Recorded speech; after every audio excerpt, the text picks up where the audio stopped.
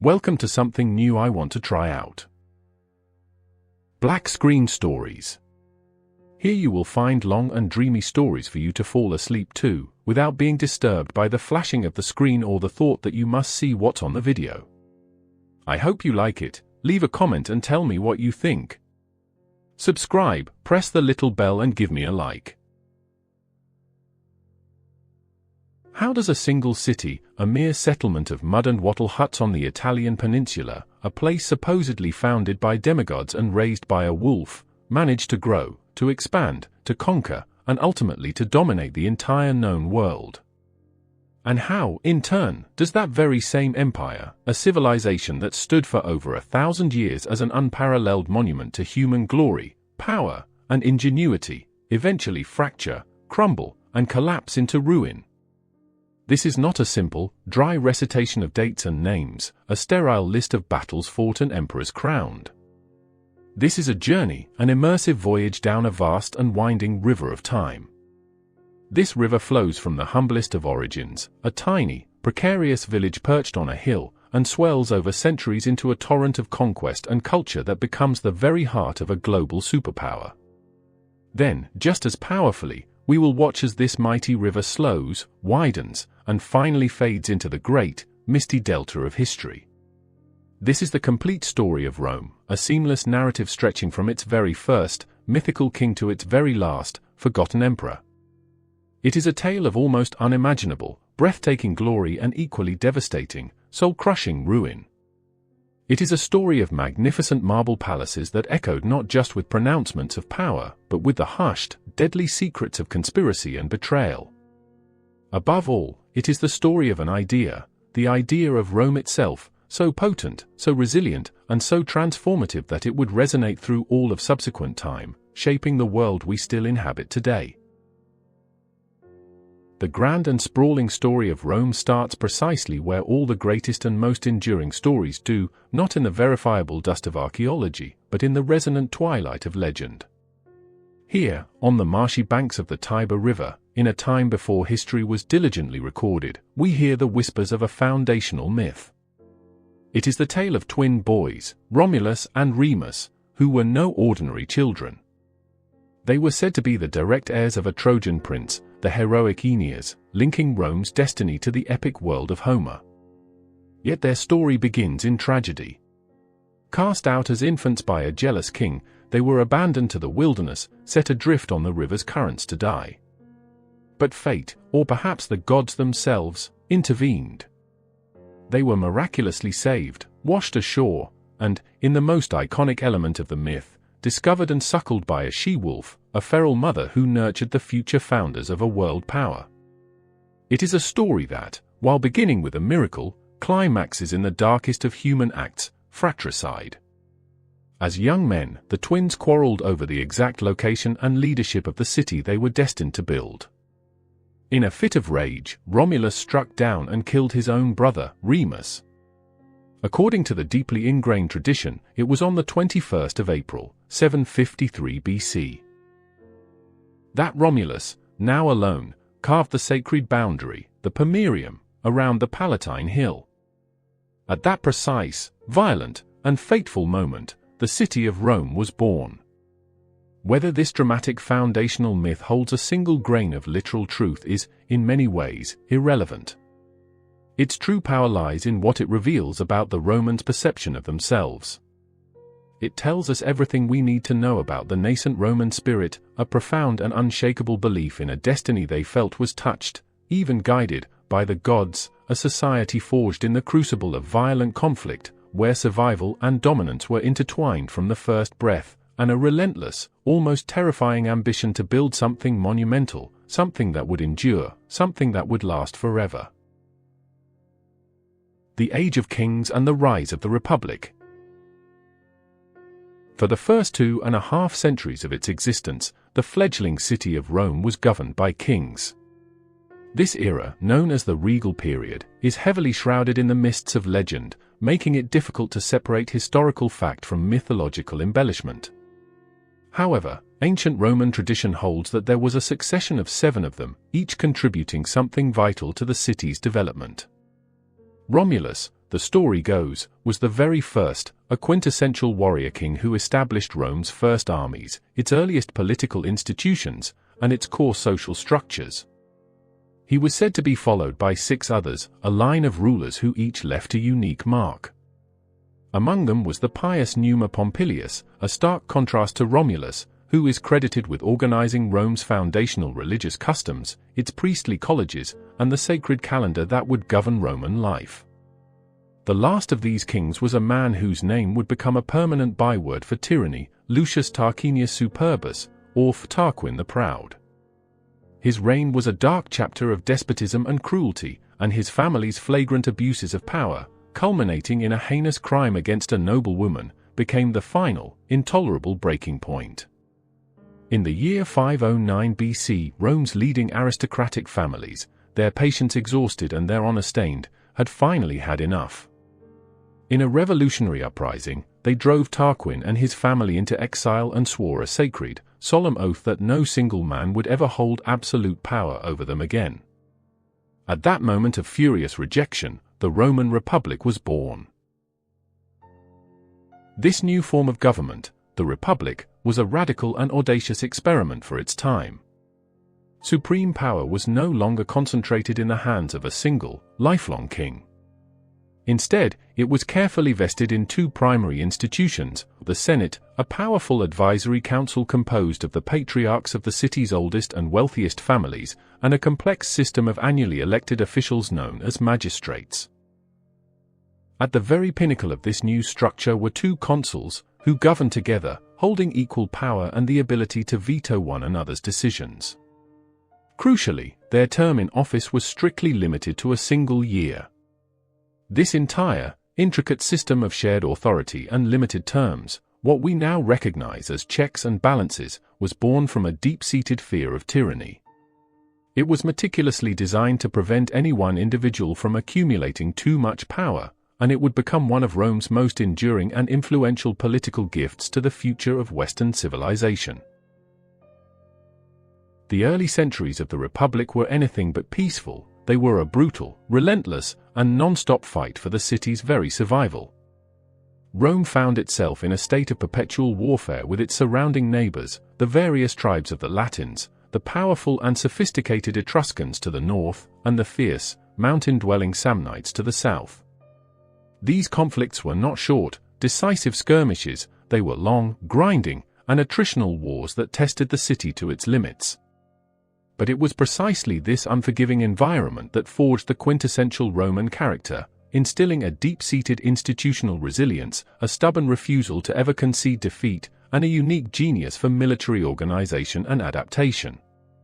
By the dawn of the 3rd century BC, through a masterful combination of brutal conquest on the battlefield, shrewd and opportunistic diplomacy, and the strategic establishment of colonies to cement its control, Rome had fought, bullied, and negotiated its way into becoming the undisputed master of the entire Italian peninsula. Simultaneously, back within the city walls, the political and social fabric of the Republic was being dramatically reshaped by a protracted internal struggle known as the conflict of the orders. This was a long and often bitter social and political tug-of-war between 2 distinct classes of Roman citizens: the patricians, the old, land-owning, and powerful aristocracy who had founded the Republic and dominated its institutions, and the plebeians, the vast majority of the common people, who were farmers, craftsmen, and soldiers. The plebeians made up the very backbone of the Roman army, the engine of its expansion, and they cleverly used this essential military leverage, at times seceding from the city en masse, to demand greater political power and legal protections. This momentous struggle gave birth to one of the Republic's most unique offices, the tribunes of the plebs. These officials were elected by the common people and granted the extraordinary power to literally veto the actions of the consuls and other magistrates, acting as a vital check on aristocratic power. The conflict also led directly to the creation of the 12 Tables, Rome's first written legal code. This was a monumental step, ensuring that the laws were inscribed in bronze and displayed publicly for all to see, protecting the common man from the arbitrary and unpublished judgments of patrician magistrates. With the Italian peninsula now firmly under its control, Rome began to look outward, beyond its shores, and its gaze immediately collided with the other great power of the region, the mighty maritime empire of Carthage. Based in what is now modern-day Tunisia, Carthage was a Phoenician city-state that had grown to dominate the lucrative trade routes of the western Mediterranean.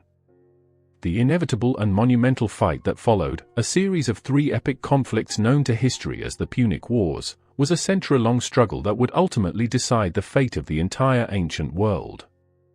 The Second Punic War remains the most famous, largely thanks to the presence of one of the greatest and most audacious military minds in all of history, the Carthaginian general, Hannibal Barca.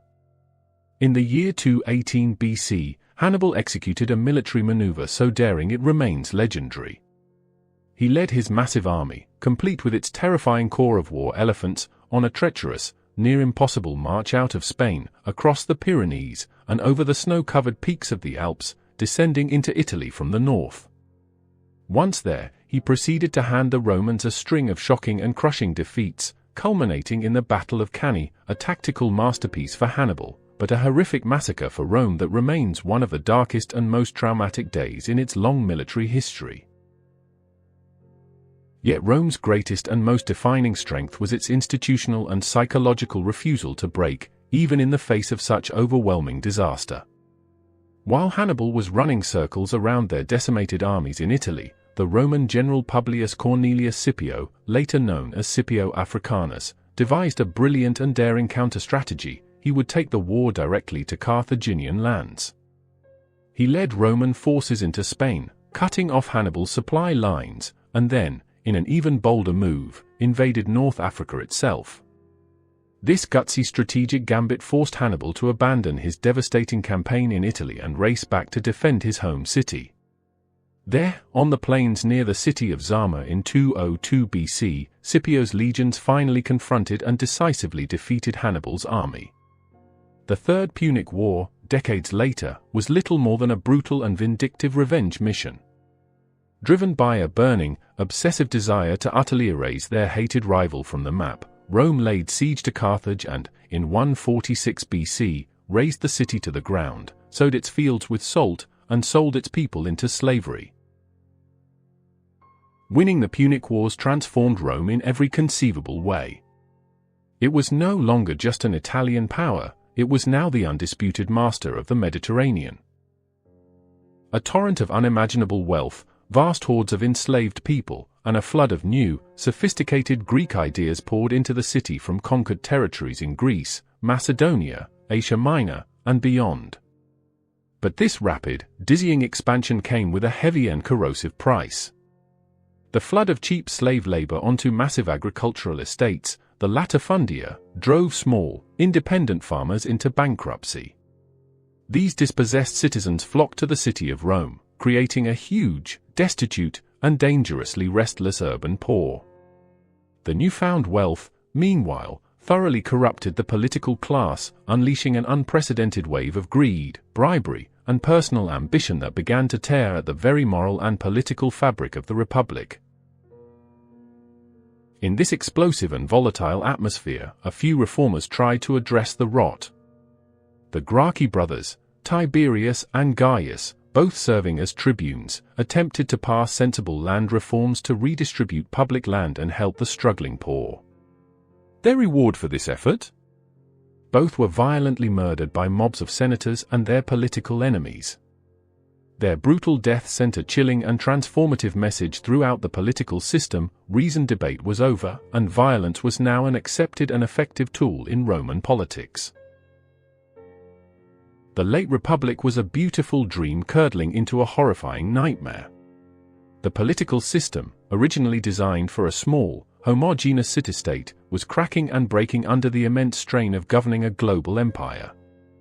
Ambitious and powerful generals, now commanding professional, long-serving armies that were loyal not to the state but to them personally, started to call the shots. The intense rivalry between two such generals, Gaius Marius and Lucius Cornelius Sulla, escalated beyond political maneuvering and dragged Rome into its first full-blown, catastrophic civil war. Sulla eventually won, marched his army on Rome, declared himself dictator for the restoration of the Republic, and unleashed a bloody and systematic purge of his thousands of enemies, setting a terrifying and irreversible new precedent. The path to ultimate power in Rome no longer ran through the hallowed halls of the Senate, it was now forged on the battlefield and paid for with the loyalty of legions. This lesson was not lost on the next generation of ambitious men. In 60 BC, three of Rome's most formidable figures, Pompey the Great, a celebrated military hero, Marcus Licinius Crassus, a man of almost limitless wealth, and a charismatic, rising political and military star named Gaius Julius Caesar, formed a secret and illegal pact known as the First Triumvirate. Their goal was simple: to use their combined influence, money, and power to bypass the obstructive Senate and carve up the state for their own benefit. Caesar, a military genius and an even more brilliant politician, shrewdly used this alliance to secure for himself the governorship of Gaul. For the next 8 grueling years, he waged a masterful, methodical, and mercilessly brutal campaign of conquest, subjugating the lands that are now France and Belgium and even launching 2 expeditions across the Channel to Britain. He returned from these wars with immense riches, unparalleled military fame, and, most importantly, the fanatical, unshakable loyalty of his battle-hardened legions. Back in Rome, the Senate and his former ally Pompey watched his meteoric rise with a mixture of envy and growing dread. They saw him, correctly, as a threat to their own power and to the Republic itself. They issued a direct order: Caesar was to disband his army and return to Rome as a private, and therefore vulnerable, citizen. Caesar stood at a historic crossroads. If he obeyed, he would undoubtedly be prosecuted by his political enemies and his career would be over. If he refused, it meant plunging the Roman world into another devastating civil war. In January of 49 BC, standing on the banks of a small river called the Rubicon, the legal border of his province, he made his fateful choice. Leading a single legion, he crossed the river and marched on Rome. It was an undeniable act of treason, an open declaration of war that lit the fuse on another global civil war. The war that followed was shockingly fast. Caesar's trademark lightning campaigns chased Pompey and the senatorial forces out of Italy, defeating their armies in Spain, Greece, and North Africa. By 45 BC, the conflict was over. Caesar was the absolute, undisputed master of the entire Roman world. He was declared dictator for life and began rolling out a series of wide-ranging and effective reforms. But his accumulation of absolute power and his increasingly king-like behavior horrified the old aristocratic guard. They saw him not as a savior, but as a tyrant who had single-handedly snuffed out the dying flame of the Republic. On the Ides of March, in the year 44 BC, a group of senators calling themselves the Liberators ambushed Caesar at a meeting of the Senate and stabbed him to death on the floor of the Senate House. They believed they were saving the Republic. They were catastrophically, tragically wrong. Caesar's assassination did not restore the Republic, it guaranteed its final and total destruction. His murder triggered one last, brutal, 17-year spasm of civil war. Caesar's named heir, a sickly but preternaturally cunning 19-year-old great-nephew named Octavian, entered the fray. He astutely joined forces with Caesar's most powerful general, Mark Antony, and another loyalist general named Lepidus.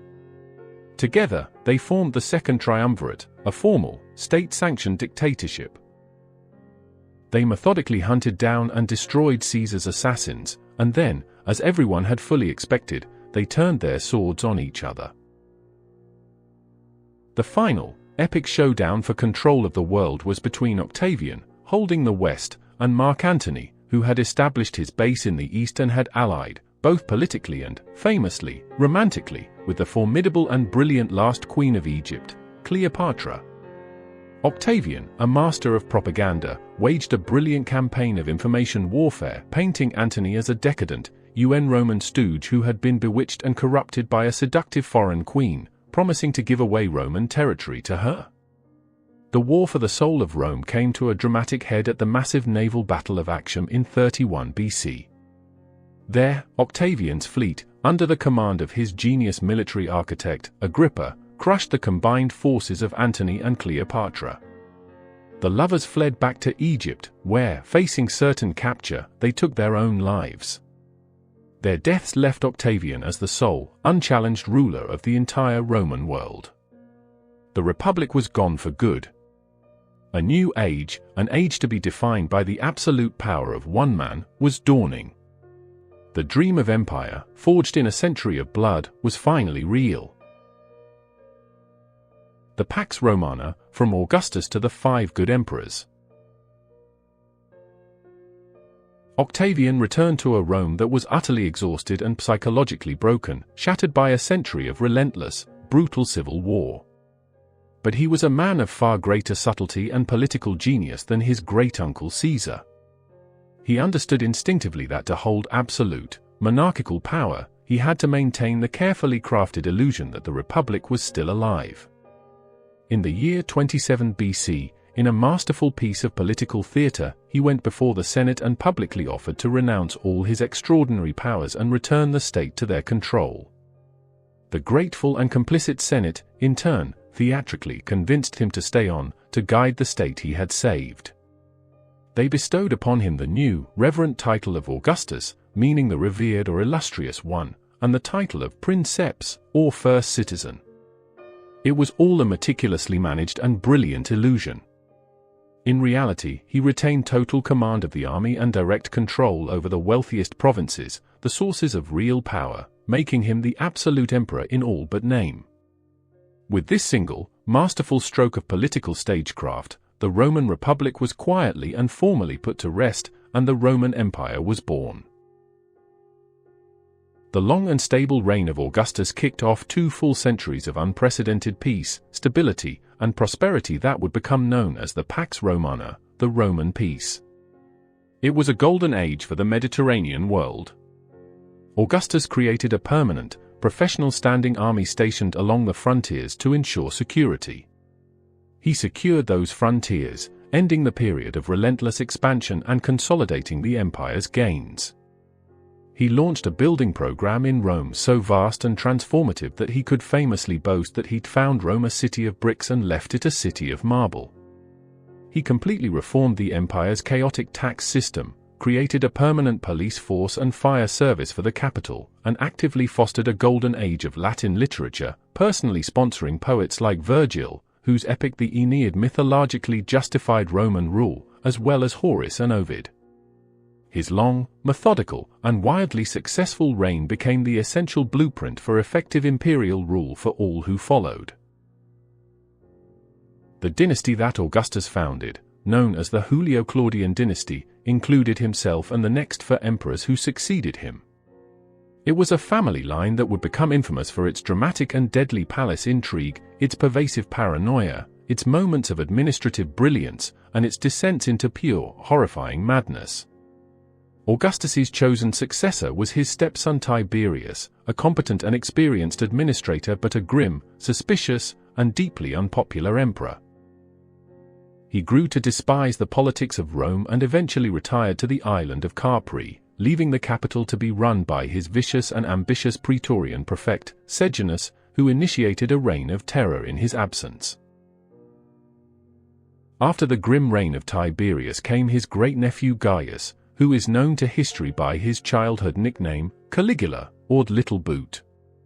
His reign began with immense popularity and promise but quickly and terrifyingly spiraled into a reign of terror marked by extreme cruelty, fiscal recklessness, and what contemporary sources uniformly describe as insanity. Ancient writers tell lurid tales of him attempting to have his favorite horse, Incitatus, appointed as a consul, of ordering his armies to attack the sea by collecting seashells as spoils of war, and of declaring himself a living god and demanding worship. It did not last long. After just 4 years, he was assassinated by the officers of his own Praetorian Guard. In the chaos that followed Caligula's murder, the Praetorian Guard, seeking to secure their own position, found his uncle, Claudius, supposedly cowering behind a curtain in the palace, and they spontaneously declared him emperor. Often underestimated and mocked throughout his life because of a physical limp and a stutter, Claudius turned out to be a surprisingly sharp, intelligent, and effective ruler. He expanded and rationalized the imperial bureaucracy to better manage the vast empire. He constructed massive and vital public works, including new aqueducts and the port of Ostia, and, most famously, he launched the successful and permanent Roman conquest of Britain in 43 AD. His ultimate downfall was his terrible taste in wives. He was likely poisoned by his ambitious final wife, Agrippina the Younger, who was determined to put her own son from a previous marriage on the throne. That son was Nero. The name alone has become a cultural shorthand, conjuring immediate images of decadence, cruelty, and tyranny. Guided in his early years by the Stoic philosopher Seneca, Nero's rule began promisingly, but his character eventually soured, and his reign descended into a paranoid nightmare. He murdered his own domineering mother, he murdered his wife, and he spent lavishly and extravagantly on his own artistic and architectural ambitions while neglecting the state. In the year 64 AD, the Great Fire of Rome destroyed vast swathes of the city. The historian Tacitus carefully reports the rumor, which he notes was probably false, but was widely believed by the populace, that Nero himself had started the fire to clear land for a new palace and that he had played his lyre while the city burned. To deflect blame from himself, Nero launched the first major, state-sponsored persecution of a strange and then obscure religious sect from the East known as the Christians. His escalating tyranny and incompetence eventually turned the army and the Senate against him. Declared an enemy of the state and abandoned by all, he took his own life in 68 AD, bringing the Julio-Claudian line to a bloody and ignominious end. Nero's death triggered another destructive and chaotic civil war, known as the Year of the Four Emperors, as general after general, backed by their legions, marched on Rome to seize power. The man who finally came out on top, restoring order through force of arms, was a tough, pragmatic, and no-nonsense commander from the east, Vespasian. Vespasian founded the short-lived but impactful Flavian dynasty. He was a significant departure from his predecessors. He was not a blue-blooded aristocrat from one of Rome's ancient families like the Julio-Claudians. He was from a practical, middle-class family of tax collectors and soldiers. He was precisely the kind of sensible, down-to-earth leader that the exhausted empire needed. He stabilized the empire's shattered finances, reformed the army to restore discipline, and began construction on one of the most iconic and famous buildings in the world, the Flavian Amphitheater, which we know today as the Colosseum. It was a gift to the Roman people, a symbol of a new era, and it was paid for with the immense treasures looted from Jerusalem after his son, Titus, brutally suppressed a major Jewish revolt and destroyed the sacred Second Temple in 70 AD. Vespasian was followed in succession by his two sons. First was Titus, whose brief reign was unfortunately marked by two major disasters, the catastrophic eruption of Mount Vesuvius in 79 AD, which famously entombed the cities of Pompeii and Herculaneum in volcanic ash, and another devastating fire in Rome. Despite this, he was remembered fondly by the people for his extraordinary generosity and leadership in the face of these crises. His younger brother, Domitian, was a very different story. He was an efficient and capable administrator but also a deeply paranoid and ruthless autocrat who demanded to be formally addressed as Dominus et Deus, or Lord and God. His reign of terror, particularly directed against the Senate, ended the only way it could, with his assassination in his palace in 96 AD. Domitian's murder, however, ushered in what many historians, following the lead of Edward Gibbon, have called the happiest period of Roman history, the Age of the Five Good Emperors. For nearly a century, from 96 to 180 AD, the principle of succession was radically altered. It was no longer based on blood relation or dynastic inheritance. Instead, each emperor adopted a talented, proven, and respected heir, deliberately choosing the best possible man for the job of governing the vast empire. This remarkable period started with Nerva, a respected and elderly senator who was chosen as a safe pair of hands. His greatest contribution was adopting the popular and formidable general, Trajan, as his heir. Trajan was a historic figure, the first Roman emperor to be born outside of Italy, in modern Spain, and he was a soldier at heart. Under his ambitious leadership, the Roman Empire swelled to its absolute largest territorial size, with the conquest of Dacia, modern-day Romania, a land rich in gold mines, and the temporary annexation of Mesopotamia. The immense spoils from the Dacian Wars funded a massive and magnificent building program back in Rome, including the sprawling Trajan's Forum and the incredible Trajan's Column, whose spiraling frieze depicting the military campaign still stands in Rome today. Trajan's chosen successor, Hadrian, was a completely different kind of emperor. A noted intellectual and a profound admirer of all things Greek, Hadrian concluded that the empire had become overextended and too difficult to defend. In a major strategic shift, he pulled back from Trajan's eastern conquests, consolidated the frontiers, and focused on defense.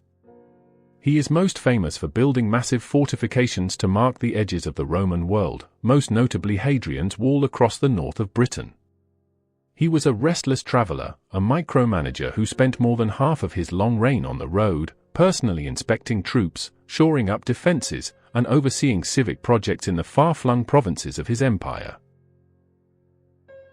After Hadrian came Antoninus Pius, whose reign was so remarkably peaceful, stable, and prosperous that it is almost boring for historians to talk about, which is perhaps the highest compliment one can pay to a Roman emperor. He built on the stability his predecessors had established, governed justly, and managed the empire's affairs without any major wars or upheavals. The last of the 5 good emperors was the famous philosopher king, Marcus Aurelius. His reign, however, was anything but peaceful. He spent the majority of it on the northern frontier, leading the legions in a desperate and grueling series of wars against invading Germanic tribes, particularly the Marcomanni and the Quadi. His empire was also ravaged by the devastating Antonine Plague, likely a form of smallpox, a pandemic that swept across the empire, killing millions of people and crippling the economy and the army.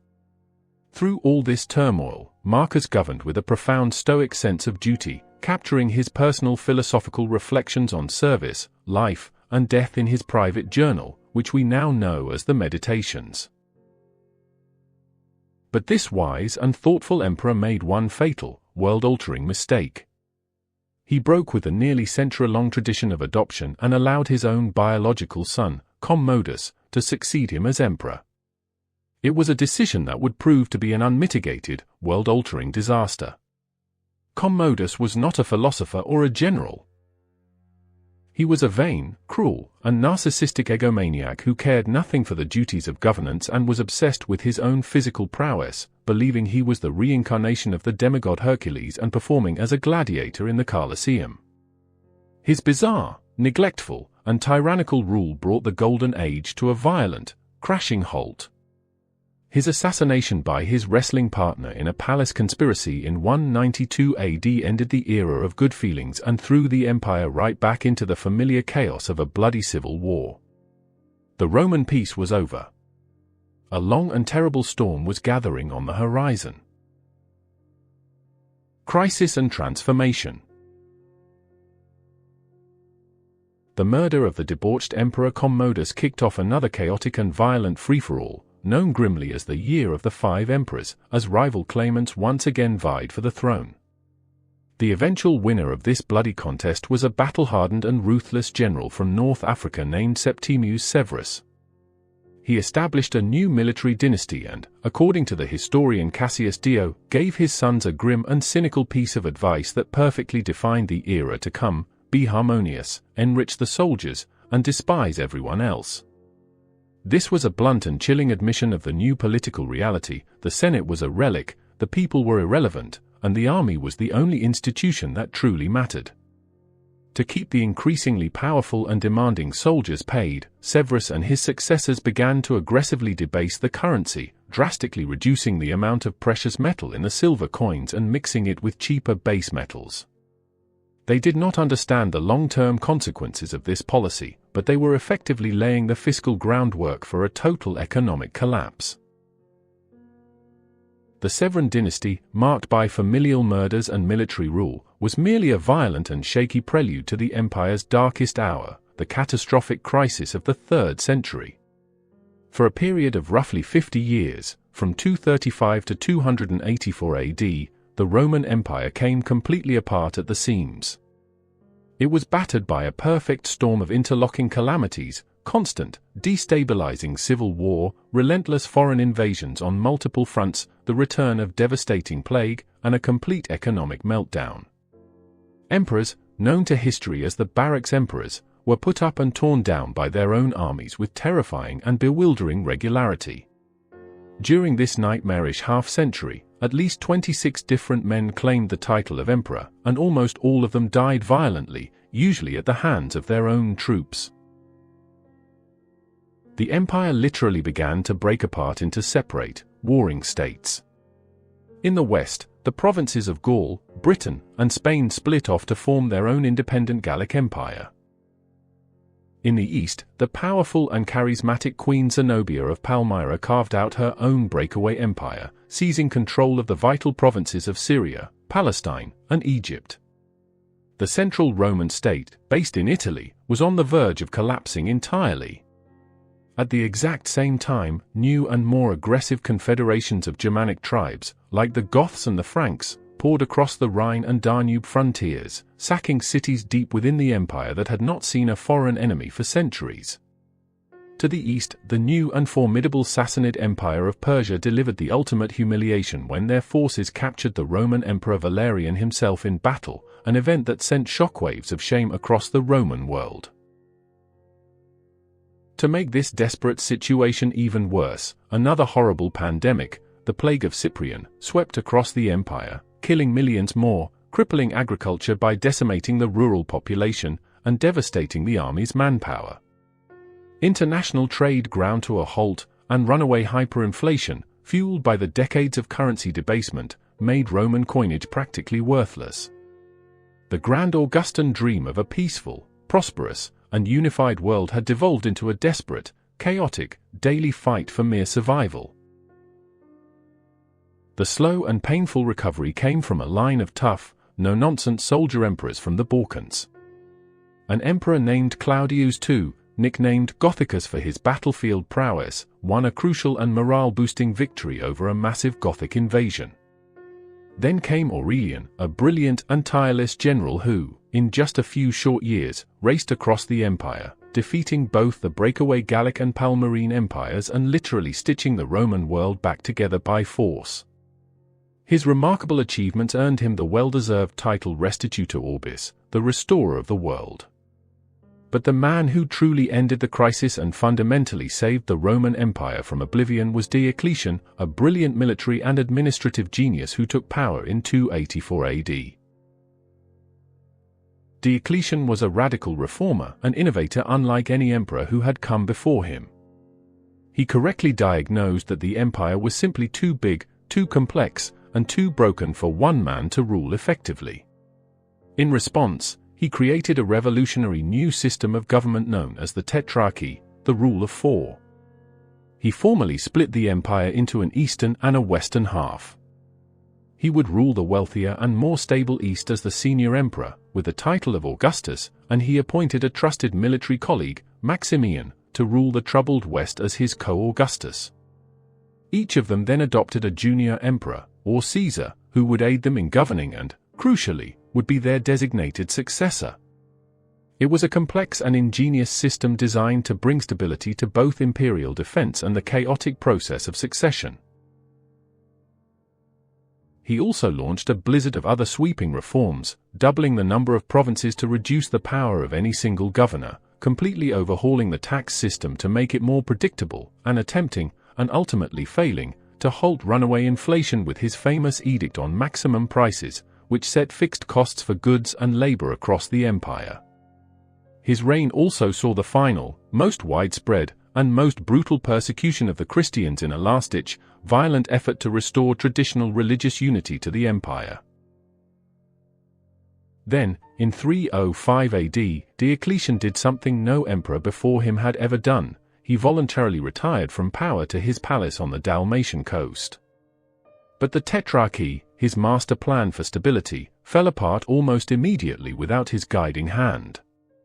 The sons and rivals of the other emperors, hungry for supreme power, started fighting amongst themselves, and the empire was plunged right back into a series of destructive civil wars.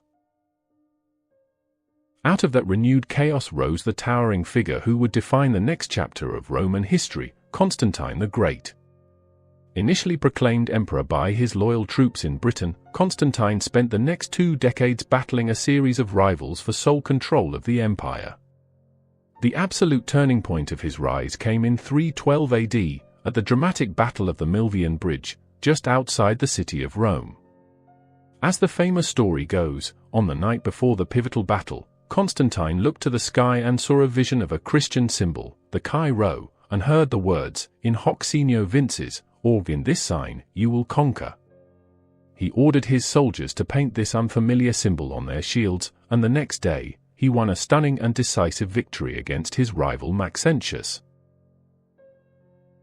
This event marked the beginning of Constantine's gradual but profound conversion to Christianity.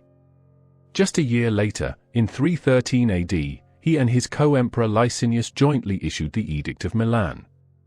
This landmark decree officially ended all persecution of Christians and declared absolute religious tolerance throughout the empire. Christianity, once a hunted and marginal sect, was now under the protection of the imperial throne. Constantine began to pour vast sums of state money into building grand churches, and he even personally presided over the First Council of Nicaea in 325 AD to help standardize church doctrine and settle theological disputes. By 324 AD, Constantine had defeated his last remaining rival and had become the sole, undisputed ruler of the Roman Empire. He then made another world-changing decision. He decided to establish a new capital, a new Rome, in the east. He chose the site of the ancient Greek city of Byzantium, a strategically located and highly defensible position on the Bosphorus Strait. He rebuilt it into a magnificent, sprawling Christian metropolis and, with no false modesty, named it after himself, Constantinople. This monumental move was a clear acknowledgement of a new reality, the empire's center of gravity, its wealth, its population, and its strategic focus, had decisively shifted to the more resilient eastern provinces. Old Rome on the Tiber was still a powerful symbol, a revered ancestral home, but it was no longer the political or economic heart of the empire. The Roman dream was being reborn, but with a new capital city and a new god. The Fall and the Echo. Constantine's dynasty, through his sons and relatives, managed to keep the vast empire more or less together for another few decades, but the powerful and inexorable forces that would eventually tear the western half of the empire apart were already in motion and gaining momentum. After Constantine's death, his 3 sons carved up the empire between them and, in a depressingly familiar pattern, immediately started fighting with one another. The empire was briefly and impressively reunited under Constantine's nephew Julian, a fascinating figure known to history as the apostate for his passionate but ultimately failed attempt to roll back the Christianization of the empire and restore paganism. But Julian died young in a campaign against the Persians, and his project died with him. The long-term trend was undeniable. The eastern and western halves of the empire were culturally, economically, and politically drifting apart. They were becoming 2 different worlds, one Greek-speaking and relatively prosperous, the other Latin-speaking and struggling. The final, permanent political split came in the year 395 AD, after the death of Emperor Theodosius I. He was the last man to rule a truly united Roman Empire, and upon his death, he divided it between his 2 young sons, Honorius in the west and Arcadius in the east. The 2 halves would never again be governed as one. The Western Roman Empire, now on its own, was in deep and systemic trouble. It was demonstrably poorer, far less populated, and saddled with massive, overstretched land frontiers that were becoming practically impossible to defend. The 4th and 5th centuries witnessed what is often called the migration period, as huge groups of Germanic peoples, Goths, Vandals, Franks, Lombards, and others, many of them desperate refugees fleeing the terrifying Huns who were advancing with unstoppable force from the steppes of Central Asia, began pouring into Roman territory in unprecedented numbers. In 376, a large group of Goths were granted permission to cross the Danube River frontier to escape the approaching Huns. But once inside the empire, they were brutally exploited and starved by corrupt Roman officials. In desperation, they rebelled. At the calamitous Battle of Adrianople in 378, the Gothic heavy cavalry didn't just defeat the Roman army, they shattered it completely and killed the Eastern Emperor, Valens, on the field of battle. It was a shocking and deeply traumatic disaster that sent a clear message: the legendary Roman legions were not invincible anymore. The Western Empire, now too weak financially and demographically to fight off all of these groups, began a fateful policy of hiring them. The Roman army became increasingly barbarized, filled with Germanic tribes serving as allied troops, or foederati. These tribes fought for Rome in exchange for gold, food, and land within the empire's borders. But the loyalty of these soldiers was ultimately to their direct paymaster and to their own tribal chieftains, not to the distant and abstract idea of Rome.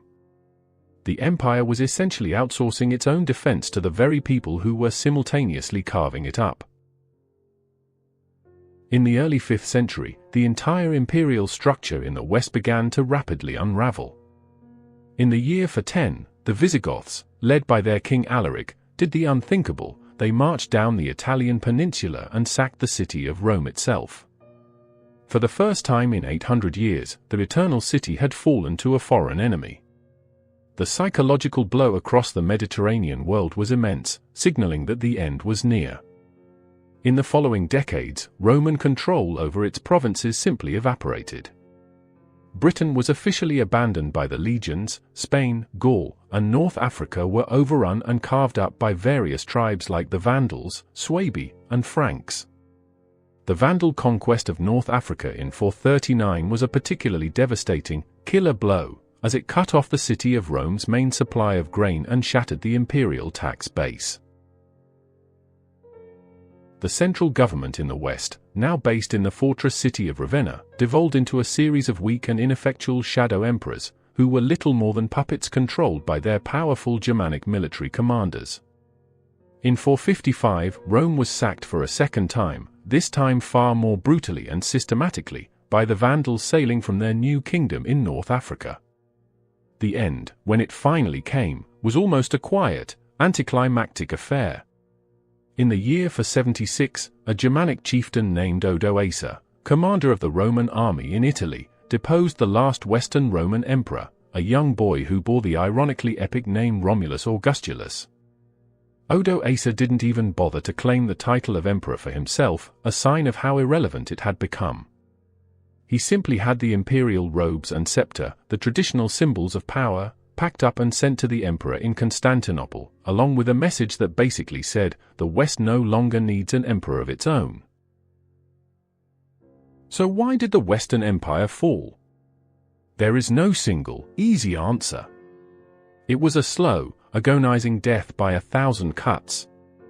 It was a complex and intertwined process involving relentless military pressure on the frontiers from migrating peoples, chronic political corruption and instability at the top, a broken and contracting economy, crushing overtaxation of the agricultural class, and long-term social decay.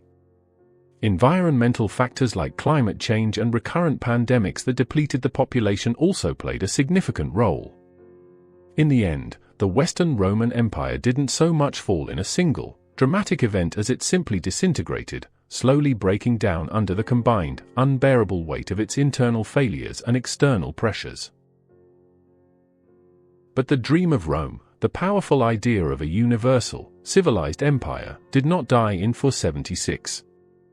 In the East, the entity that modern historians call the Byzantine Empire, though they always called themselves, and saw themselves, as Romans, would carry the torch of Roman civilization for another 1,000 years. This Eastern Roman Empire would preserve Roman law, Greek culture, and Christian theology in the magnificent, impregnable city of Constantinople.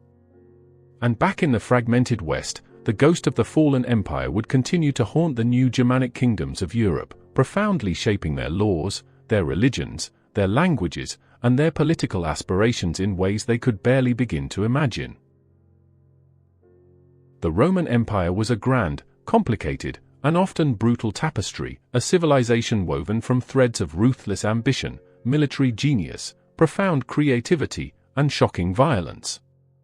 Its story is, in so many ways, a foundational chapter of our own world, a timeless and compelling reflection of the eternal struggle between order and chaos, republic and empire, liberty and authority, faith and reason. If this epic journey through more than a millennium of glory and ruin has captured your imagination and sparked your curiosity, be sure to subscribe to the channel and like this video. The echoes of Rome are all around us, embedded in the very fabric of our society, and there are so many more stories to tell. The legacy of Rome is so vast, so pervasive, that it is difficult to overstate. Its language, Latin, became the parent of the Romance languages, French, Spanish, Portuguese, Italian, and Romanian, and provides the root of thousands of words in English. Its sophisticated legal traditions, concepts of property ownership, contracts, wills, and the ideal of a state governed by written, impartial law form the very bedrock of most Western legal systems to this day. The Roman model of a republic, with its elected senate, its executive magistrates, and its emphasis on the separation of powers, was a direct and conscious inspiration for the founders of the United States of America and for countless other modern democracies around the globe. Roman engineering set a standard of excellence that, in many areas, would not be met again for 1,000 years. Their revolutionary invention of hydraulic concrete and their complete mastery of the arch allowed them to build aqueducts, roads, harbors, and bridges of such astonishing durability that many are still in use today, 2 millennia later. When you look at the domed rotunda of the US Capitol building or the arches of a great railway station, you are seeing a direct architectural echo of the Pantheon and the Colosseum. And finally, Rome's eventual adoption and institutionalization of Christianity provided the structure and the vehicle that allowed a small, persecuted Jewish sect to grow into a global religion, fundamentally shaping the course of Western civilization forever. The story of Rome is not the dusty memory of a long-dead empire. It is a living history, a narrative that continues to actively shape our laws, our language, our art, our cities, and our most fundamental ideas about power and society. The great river of time that began on the 7 hills of Rome flows on, and all of us, in the 21st century, are still floating in its powerful current.